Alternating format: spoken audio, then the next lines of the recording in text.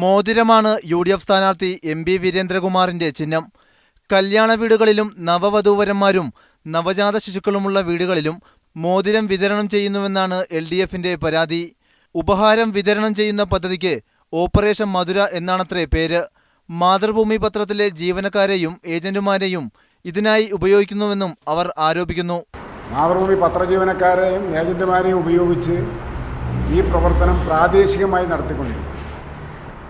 പത്രവിതരണത്തോടൊപ്പം ഇത്തരം പാരിതോഷികങ്ങൾ എത്തിക്കാൻ ഒരു വിവിധ രൂപത്തിലുള്ള പ്ലാൻ തന്നെ ചെയ്തിരിക്കുന്നു എന്നാണ് മനസ്സിലാകുന്നത്. റിട്ടേണിംഗ് ഓഫീസർക്കും തെരഞ്ഞെടുപ്പ് കമ്മീഷനും നൽകിയ പരാതികൾ ഗൗരവമായി പരിഗണിക്കുന്നില്ലെന്ന ആക്ഷേപവും ഇവർക്കുണ്ട്. യു.ഡി.എഫ് പ്രവർത്തകർ അക്രമം അഴിച്ചുവിട്ട് എൽ.ഡി.എഫിൽ കുറ്റം ആരോപിക്കാനിടയുണ്ടെന്ന ആശങ്ക പ്രകടിപ്പിച്ച് എം.പി രാജേഷ് പോലീസിൽ പരാതി നൽകി.